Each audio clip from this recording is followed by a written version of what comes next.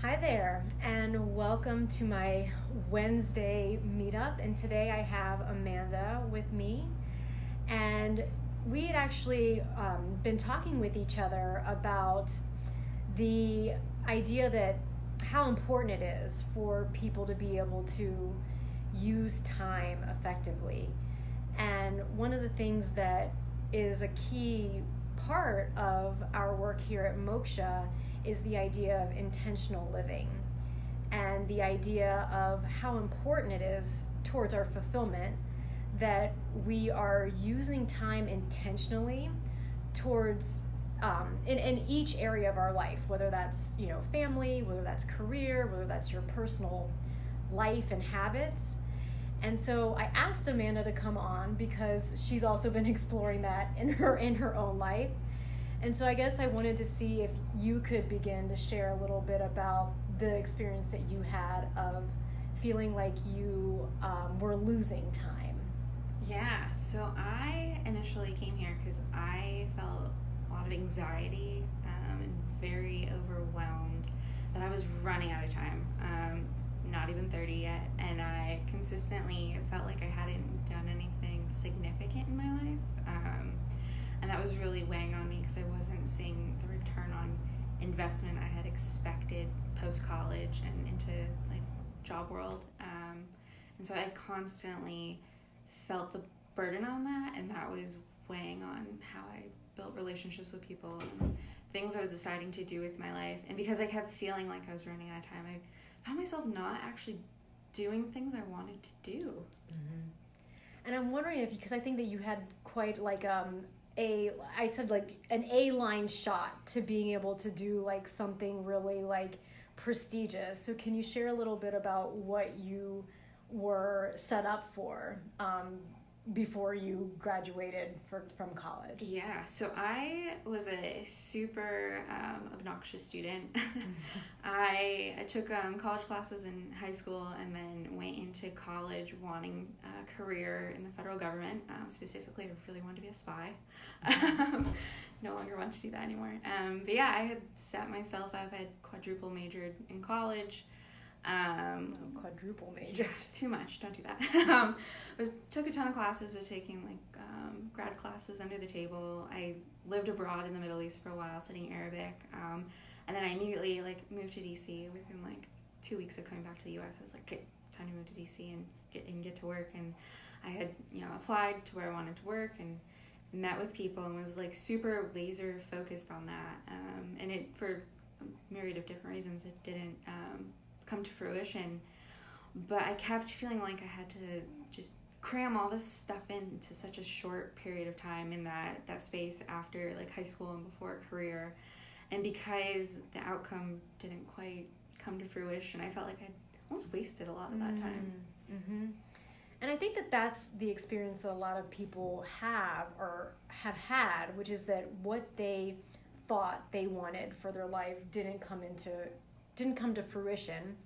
And so did you say that for you that not happening is what made you feel like you had to start like a pressure to figure it out or to start, and how you went about figuring that out was by cramming a whole bunch of things in? Yeah, so I didn't have a plan B. I figured if I worked hard enough, then the career I wanted would come to fruition. And so I didn't like take stock of what I was good at or what I wanted to do.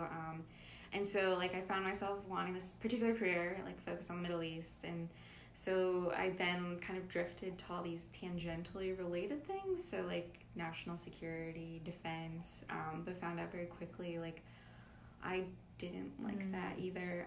And so I kept finding myself like using my time inefficiently to kind of just figure out, like just juggle a bunch of balls almost and try to figure out like what I was actually good at without actually thinking about like what I wanted to do. Yeah.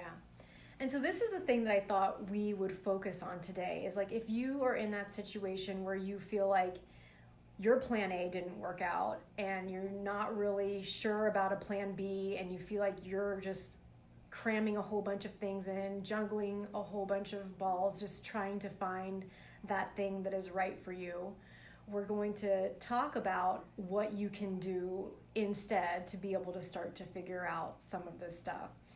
So what you're saying is that kind of that pressure that you start to put on yourself because your plan A fell through, that made you start saying, like, let me try a whole bunch of things. And it also started, that pressure also made you start wasting time. Mm-hmm.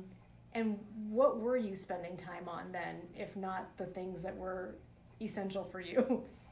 Literally wasting time, which is like the great irony. It's like, I look back at like 2.5 years I worked at a military base down in Virginia, and I constantly wonder, like, what did I do for 2.5 years? Like, I got up every morning and drove down there and drove home. Like, I can't tell you, like, that 2.5 years is just like gone from my memory. Like, I have no idea what I did.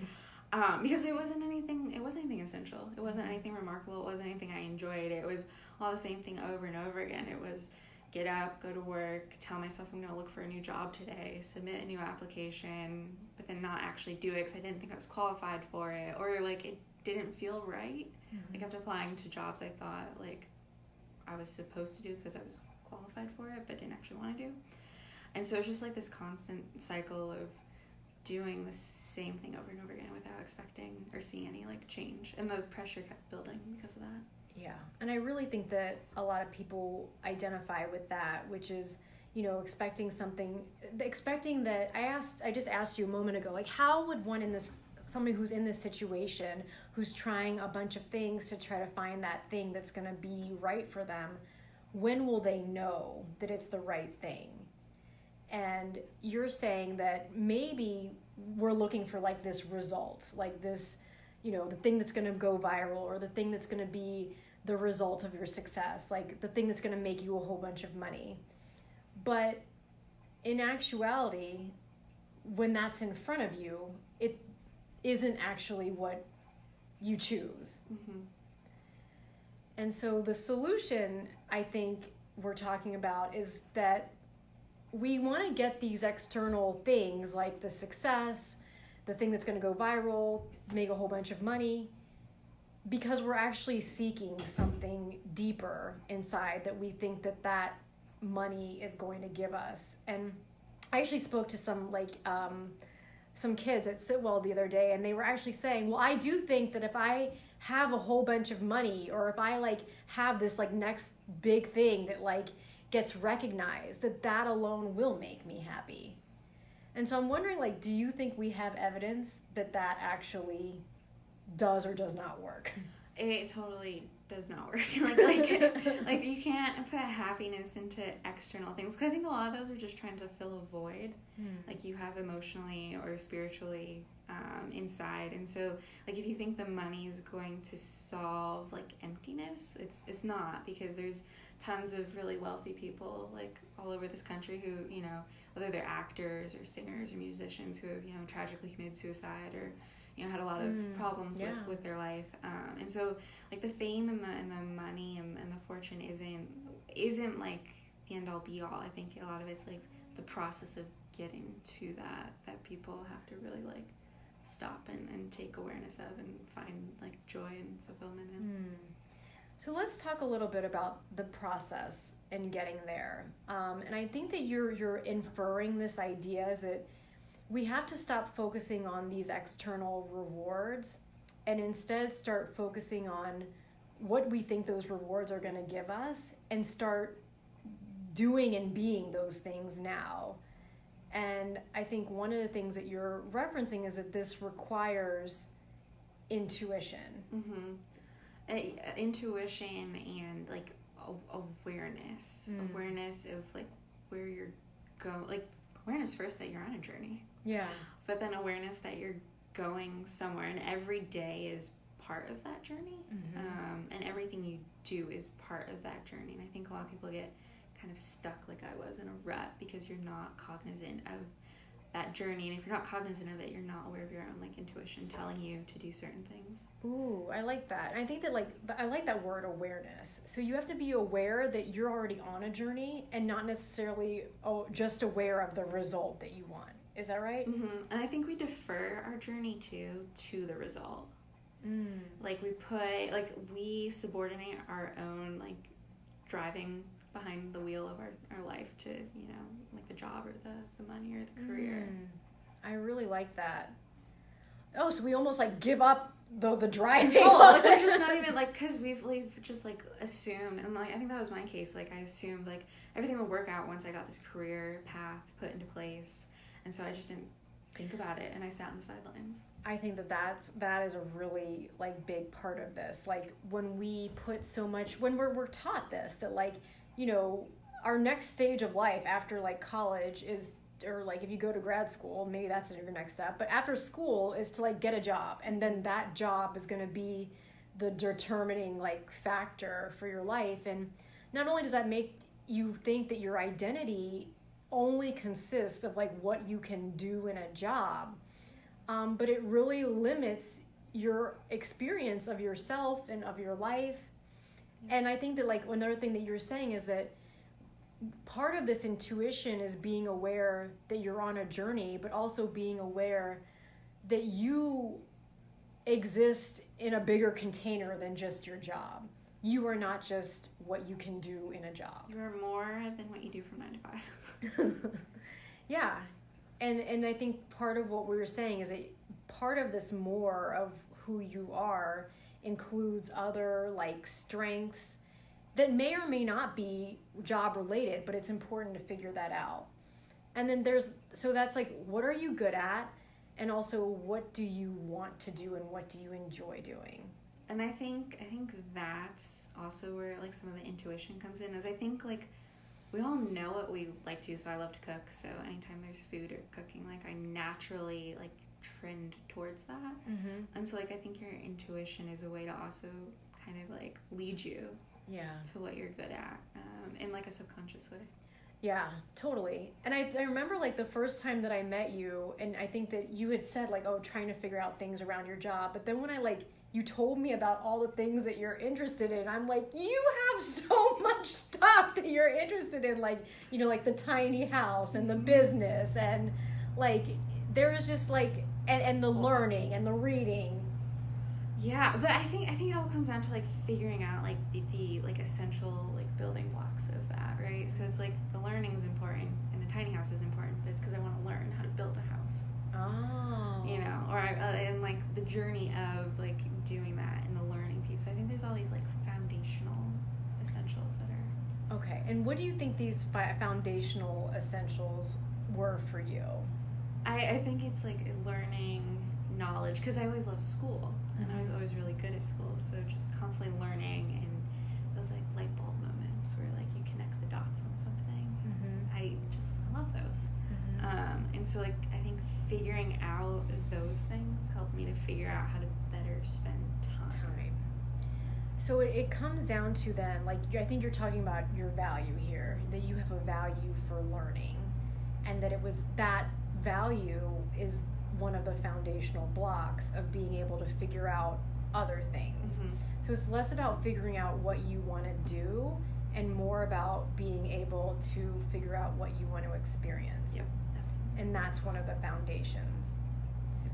And then it sounds like we're saying that another part of the foundation is lifestyle.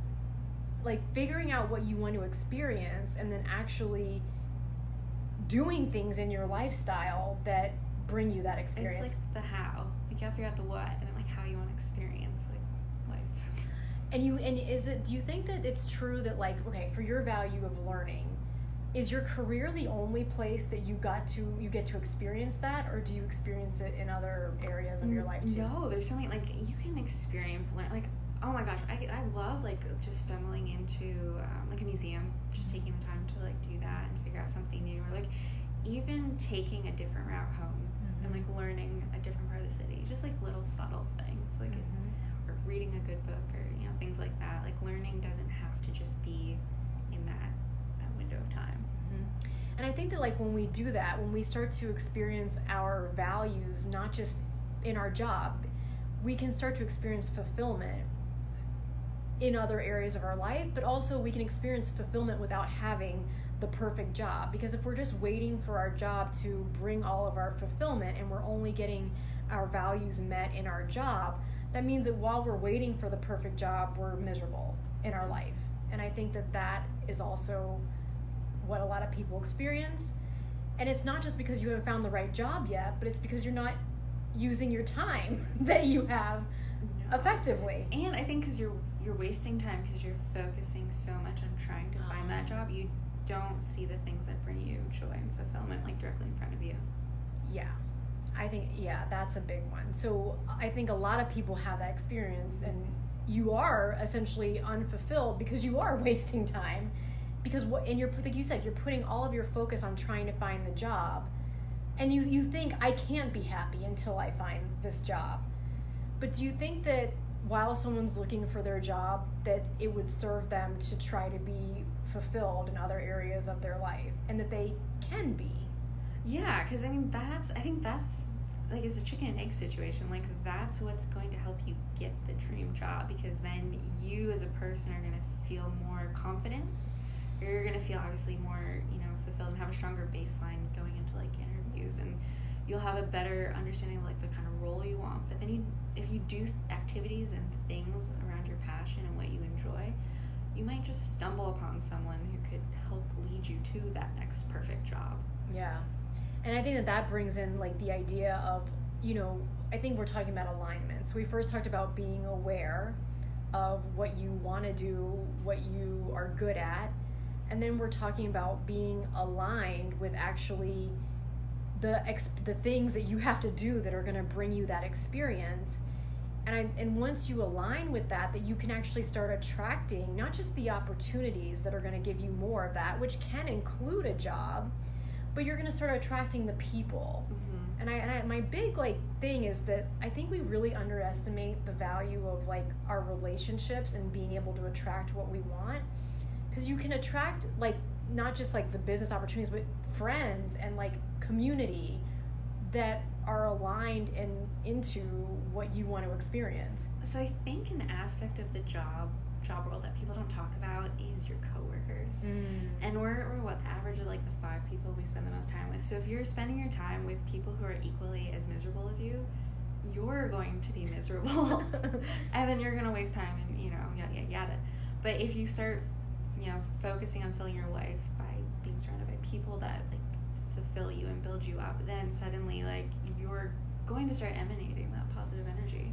Yeah, and I think that's a really good way to start if you're kind of stuck. Is that really, and you're trying to figure out your next thing, is start trying to think about what is it that you're good at, what is it that you enjoy doing, who are the people that resonate with that, or who are the people that you enjoy. And I think another part of it that we identified, a big part about jobs that I think people underestimate, not just the people, but the environment.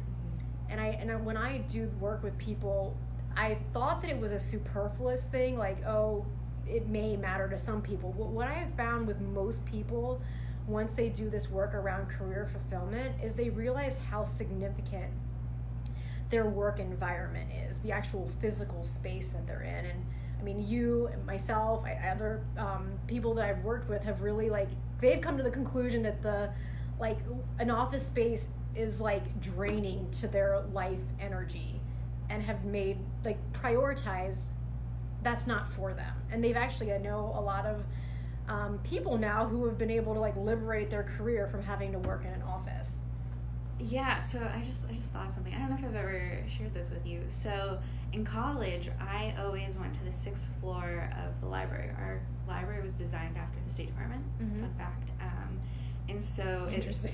It literally looked like that on the inside, but on the 6th floor was this special room with hardwood tables, all these old books. It was only open for certain hours, but it really had that studious library, warm cup of coffee and fireside chat kind of feel.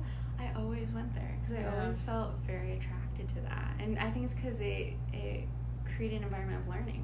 Yeah.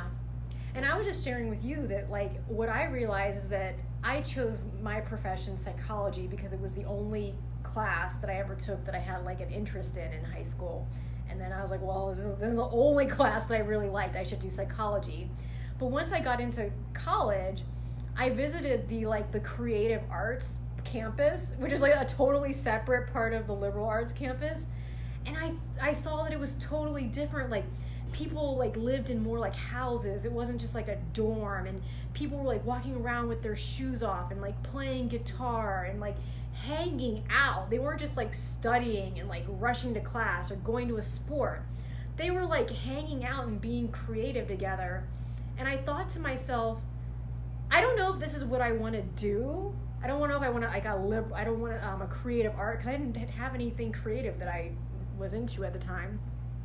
But I thought, this is the lifestyle that I want to have. And I think what you just shared is that if we start having the lifestyle now that we want to have, that we might actually start figuring out and like fitting our career, how to fit our career into something that supports the lifestyle that we want. I think you'll see things more clearly. At least that's what I've experienced. It's just like having greater clarity on things when I kind of declutter my environment. Yeah. And I think that that's one of the things I hear people saying that they want more of, is clarity. So is there anything that you can share, like in closing, about things that you've become clearer about? Oh, lots of good things. I think for me, I think the biggest thing I've become more aware of is, I think the values piece, I think is key, because I wasn't aware of how important that was. And again, like for me, learning and knowledge is so important that, like, obviously a 9-to-5 job isn't going to work for me, because like you don't just like learn and think things all the time. Like sometimes, like I'm sure I'm not the only one, in the shower in the morning has like a thought, or like late at night you have a thought, or maybe like lunchtime you have all these thoughts and you want to start writing or like researching about it. And so I think like greater awareness of like that foundation has helped me kind of deconstruct like expectations I had about jobs and what jobs are supposed to be like, and kind of work through that, because I think everyone just like assumes like has to be 9 to 5, you have to sit at a desk all day, you have to be in an office, you have to do like computer work all day. I don't think that's the case anymore, and I used to. Ooh, I really like that. So getting clear on your values foundation helped you to get more clear, but also realistic, and also abundant possibilities for what you could expect. Is that right? Yeah, no, I think you like open like the doors of my mind, if you will, on like what the possibilities were. Because before I was very like laser focused on what I thought I should do, and so the realm of possible was never like visible to me.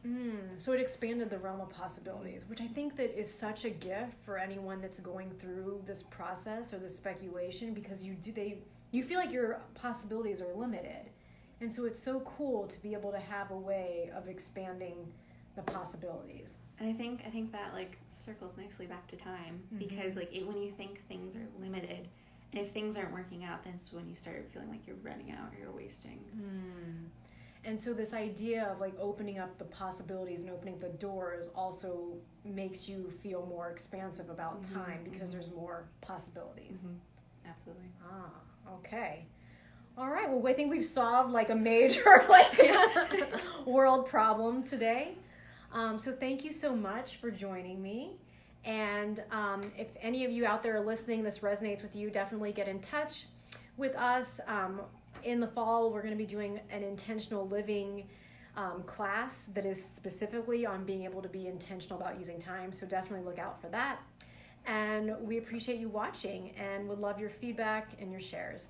So thanks again, and we'll see you all next time.